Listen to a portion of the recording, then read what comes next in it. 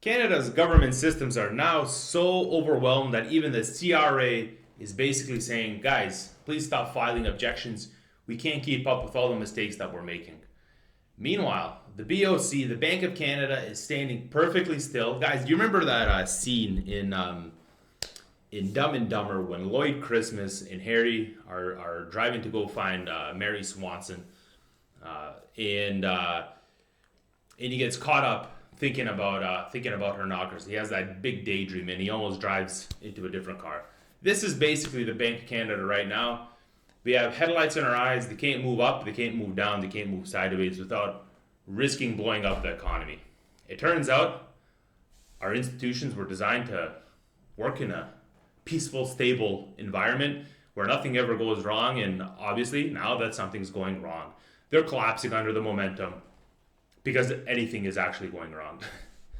And funny enough, the CRA can't actually do its job and process volumes of disputes. The Bank of Canada can't move interest rates without detonating a household, and Ottawa keeps acting like everything is totally under control. If the federal government had a motto right now, it would be, we're doing our best, guys. Give us an E for effort. Please stop testing me more. It's kind of like our education system, our grade school education system. The only thing that matters is that you're trying, right? But together, these stories are really proving only one thing, that Canada is really running like a laptop with too many tabs open. The battery's overheating and the screens keep freezing. But we're still pretending everything is fine. This is Canada. Maple syrup and like Captain say, kick your ass all hockey season. Today is Monday, December 8th. My name is Miloš Krajčnik. This is Canuck News. Have two main stories here that I want to get into. So the CRA is receiving soaring volumes of objections from taxpayers, the data shows. And the other one is, hold on a sec, here we go. Is the Bank of Canada is expected to hold interest rates steady while the Fed is expected to cut. And I wanted to do these stories together because I feel like they really emphasize what's going on with the Canadian economy today, right? We have on the one side is our bureaucracy, the government bureaucracy is not able to handle a higher influx of objections and just the workflow in general. And on the other side, the Bank of Canada is having a tough time regulating monetary policy, right? And we've really found ourselves in a tough spot, right? This is really, at the end of the day, you can really look at it, blackface Justin's idiotic policies from start to finish over that entire decade are really coming to fruition. And now we're finally paying the price, right? So it's going to be interesting to see how and what happens with the Canadian economy, how this Liberal government's going to run around it. But to get into the story, it says the number of objections submitted by taxpayers to the Canada Revenue Agency has risen sharply, reaching a volume that in the last fiscal year was nearly double what it was immediately before the pandemic. It says, when taxpayers, such as individuals or businesses, believe the CRA has made an error, they can file a notice of objection to request a formal and impartial review of the agency's assessment, determination, or decision. Data provided to the Globe and Mail by the CRA show that the number of objections received in a single fiscal year grew from about 68,000 in 2018 to 19 to around 128,000 in 2024 to 2025. So this is the bar graph, right? This is pre-COVID, this is today, right? That's insane. It actually doubled. It actually doubled. And so this is really disturbing, guys. All I can really tell you for this is we really need to make sure that what we're filing and that in what the Canada Revenue Agency is telling us that everything is being filed appropriately, right? So people are challenging these reassessments because the agency is making more errors, and the CRA is admitting that it's not actually processing these disputes fast enough. And what's worse is the CRA ends up agreeing with taxpayers half the time. So this means that you're literally being forced to dispute every bad assessment just to correct mistakes, right? So the agency's audit and enforcement branch has grown, but the appeals and oversight, that side hasn't, right? So they're taking in more, but they haven't hired more people to take in that extra workload, right? So there's backlogs and delays, and the system is essentially just buckling under its own weight, right? And this is, I mean, obviously, naturally, this is not a good thing. You can imagine why. And down here we have another bar graph that just kind of illuminates everything. So objections allowed in full or partially, objections rejected, right? So you can see how they've just been accepting more and more of them, right? And so when you don't know what to do, you just start accepting. They're trusting the citizenry with their taxes. I'm not saying that the citizens shouldn't be trusted with their taxes, but typically, when you give a person a chance to to grease here and there, they usually take it, right? So it seems like this is just another one of those scenarios in which we found ourselves over the last 10 years, ever since Blackface Justin left, that now Canadians are going to have to fit the bill again in some form or another. Right now, it might be going in the favor of citizens, kind of, but not really in the long term, because this is a systemic flaw that we have that we really need to fix, right? And we see here John Oakey, Vice President of Taxation at the CPA, so Chartered Professional Accountants Canada, represents the Chartered Professional Accountants nationally, said the rise in objections is concerning given how often the CRA agrees with taxpayers over the issues that they raise. This means there are a lot of taxpayers being forced into a filing notice of objections based on an incorrect assessment. So this results in waste of government and taxpayer resources, right? So because they're not able to do their job, they have to put more time into it. We're just paying more money out of our pockets for people to do their regular 9 to 5. And so this is one part of it, is how our bureaucracy, how the Canadian bureaucracy itself is starting to crunch a little under this pressure, right?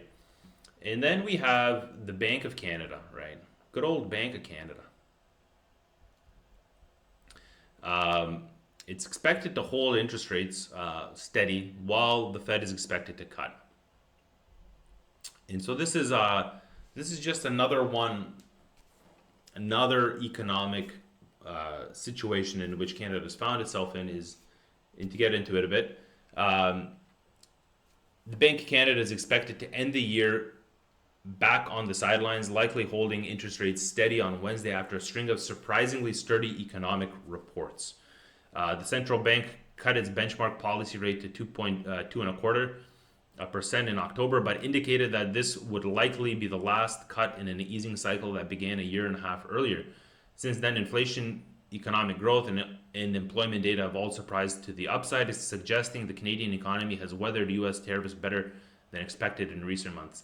Yes and no, because there's an article that came out that employment's dropped to 6.5% unemployment, but that's due to an increase in part-time work. So you haven't really solved the issue, right? That's like Bidenomics, right?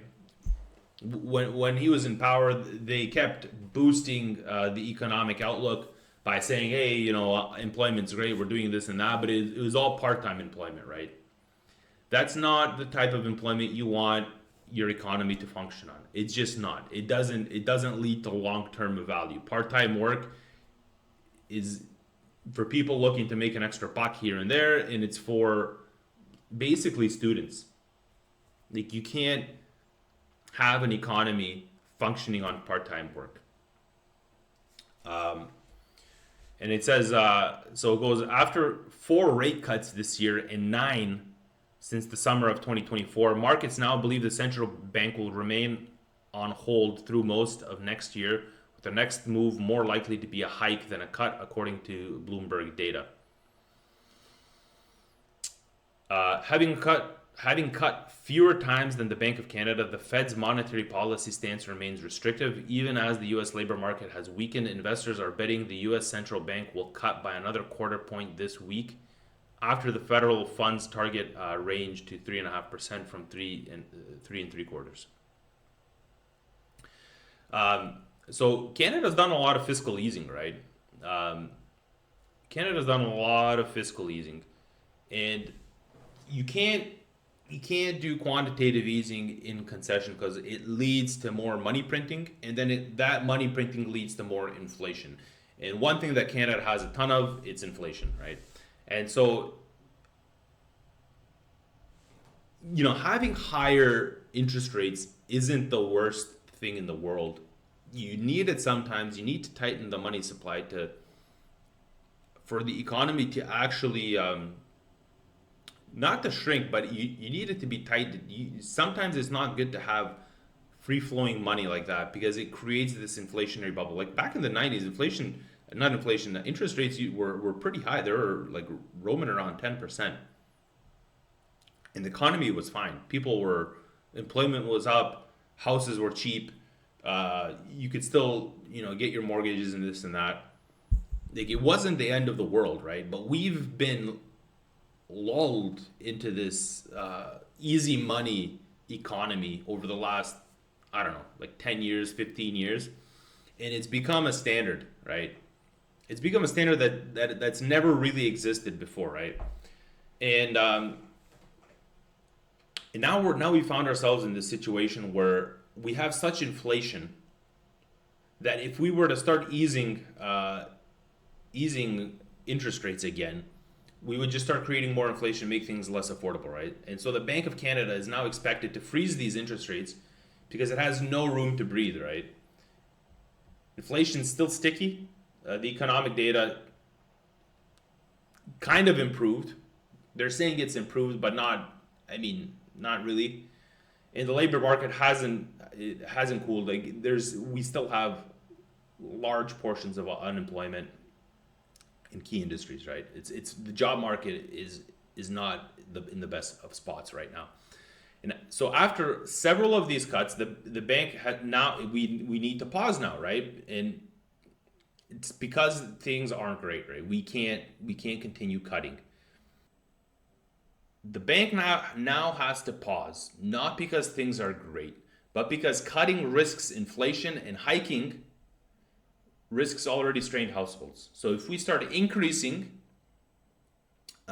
interest rates, we're going to put more strain on the households, right? Money's going to be less affordable, and it's going to affect everyday Canadians, essentially. And the U.S. Federal Reserve is easing, but Canada can't follow, and the central bank is effectively stuck. We're boxed in by trade tensions, high debt, and fragile consumer finances. And just to get back into the article here a bit, it goes, our base case forecast a month ago did not assume a December cut from the Fed, given inflation in the U.S. remains above the central bank's 2% target. Chair Jerome Powell's comments at the last meeting about cautiously proceeding in a foggy environment. Royal Bank of Canada economists Nathan Jansen and Claire Fan wrote in a note to clients referring to the U.S. government shutdown, which limited the release of economic data.